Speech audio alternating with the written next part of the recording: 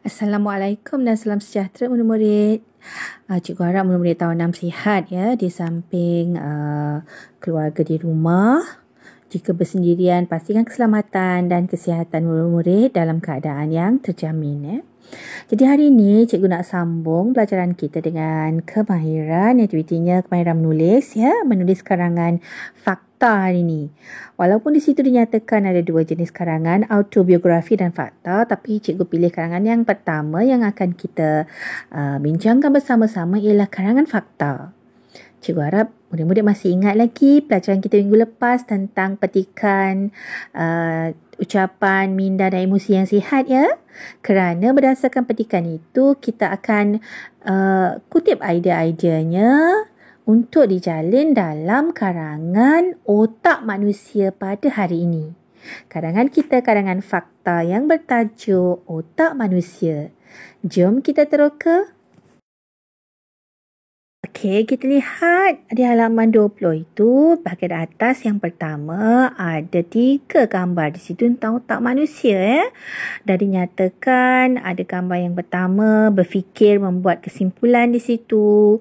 Kedua ada gambar seolah-olah sedang bergerak kan, kanak-kanak yang bergerak, dan ketiga ada juga tentang menyentuh tentang deria di situ. Jadi bahagian pendahuluan ini cikgu terus kepada pendahuluan tentang fungsi otak. Ada 3 fungsi yang nyata di situ. Kalau murid ingat, masih ingat minggu lepas kita ada terangkan tentang fungsi-fungsi otak manusia. Jadi ini merupakan kesinambungan cerita minggu lepas, pelajaran minggu lepas tentang fungsi otak manusia. Kita boleh gunakan petikan ceramah itu di halaman 19 untuk kita membina perenggan pertama tentang otak manusia dan fokusnya kepada fungsi otak. Jom cikgu bimbing bagaimana menghasilkan pendahuluan. Baik murid-murid, kalau murid-murid dapat lihat di bahagian bawah ya, ada di situ tertera kotak 2 jenis bentuk karangan iaitu autobiografi dan fakta. Hari ini cikgu dah beritahu tadi kita akan pilih karangan fakta. Jadi tajuknya ialah otak kita.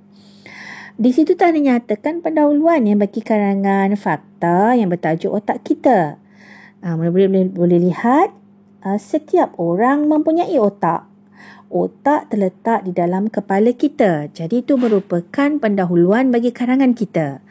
Ada lagi yang kita nak sambung sebab gambar tadi ada tentang fungsi otak kan. Jadi kita nak sambung apakah fungsi-fungsi otak. Selepas kita menulis 2 ayat tersebut, kita akan lengkapkan lagi dengan 2 ayat untuk menepati perenggan pendahuluan. Jom kita lihat pendahuluan. Baik murid-murid, tadi kita dah lihat ayat pertama dan kedua bagi perenggan pendahuluan. Jadi kita sambung sedikit kerana berdasarkan gambar tadi, fungsi otak ada 3 fungsi: berfikir dan membuat kesimpulan. Yang kedua, fungsi kedua ialah mengawal pergerakan, dan yang ketiga ialah mentafsir maklumat. Jadi bagaimana kita nak hasilkan ayatnya ya? Okay, cikgu bimbing murid-murid. Perenggan pertama, setelah kita menulis 2 ayat tadi, setiap orang mempunyai otak. Otak terletak di dalam kepala kita. Kita sambungkan ya. Otak memiliki fungsi untuk berfikir dan membuat kesimpulan. Di samping itu, otak juga dapat mengawal pergerakan dan mentafsir maklumat seperti bau, dengar dan rasa. Kedua-dua ayat ini cikgu ambil daripada petikan kita minggu lepas. Kita boleh rujuk di halaman 19 buku teks Bahasa Melayu tahun 6. Jadi kita boleh gabungkan idea minggu lepas bagi menghasilkan karangan pada minggu ini. Seterusnya murid-murid, kita nak lihat pula perenggan yang mengandungi isi, iaitu cara-cara mencerdaskan otak. Ada 3 gambar di situ ya. Yang pertama kita lihat bersenam. Yang kedua mengambil makanan yang berkhasiat, dan yang ketiga ialah tidur.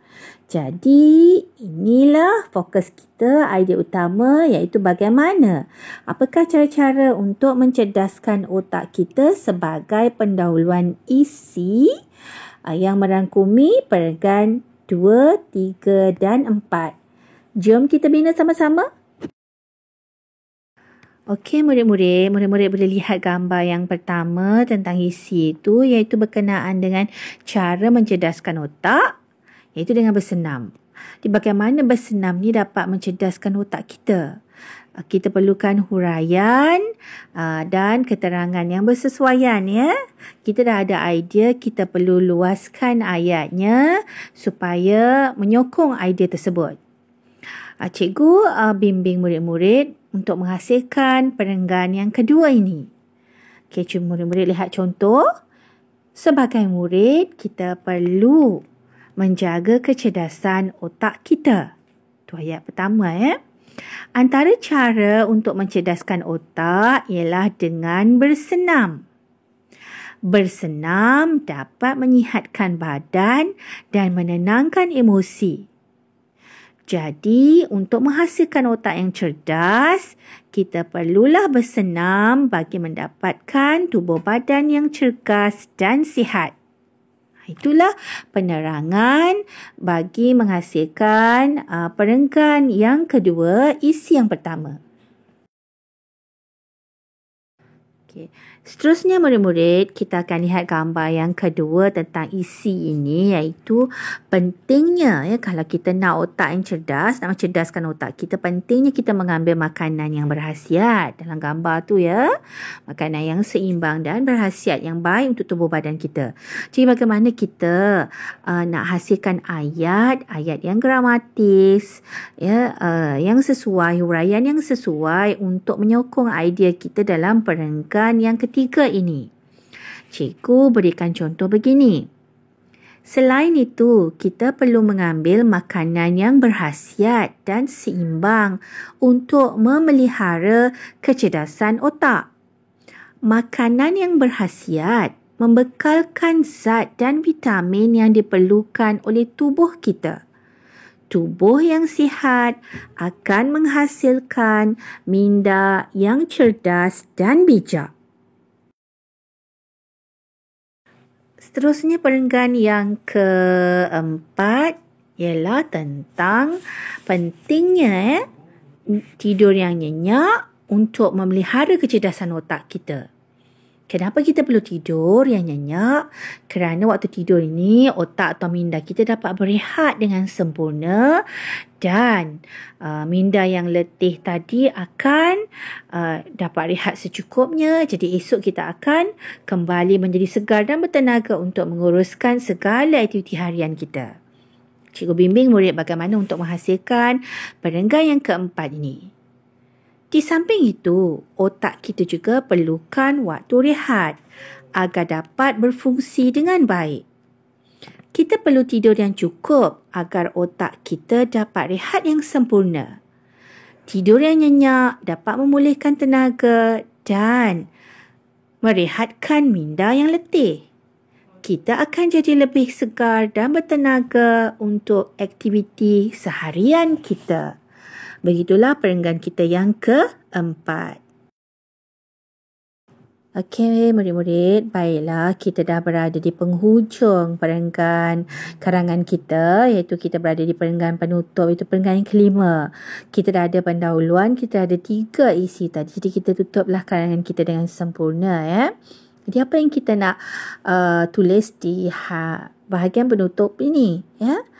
Kita boleh tulis tentang rumusan pentingnya otak, minda yang sihat itu, pentingnya emosi yang stabil untuk kita menghasilkan tindakan yang tepat. Kita boleh guna semula idea minggu lepas, ya murid-murid. Ya, cikgu bimbing murid-murid menulis penutupnya begini. Jelas sekali, otak merupakan organ yang penting bagi diri kita. Justeru kita perlulah sentiasa memelihara kesihatan dan kecerdasan otak kita. Kesimpulannya, minda yang sihat, emosi yang stabil, penting kepada kita kerana akan menghasilkan tindakan yang tepat. Begitulah murid-murid, 5 buah perenggan yang cikgu minta murid hasilkan semula, ya, salin semula. Andai kata ada perenggan yang murid nak bina dengan kreativiti, idea sendiri, ayat sendiri, memang cikgu alu-alukan. Murid boleh jadikan contoh perenggan-perenggan ini sebagai panduan, ya, untuk membina perenggan yang lebih baik. Dan andai kata ada sebarang masalah, murid-murid boleh hubungi cikgu untuk cikgu bantu menyelesaikan permasalahan murid-murid. Jadi selamat menulis karangan otak kita, otak manusia, ya. Karangan otak kita itu karangan fakta kita pada hari ini. Selamat menulis karangan. Jumpa lagi.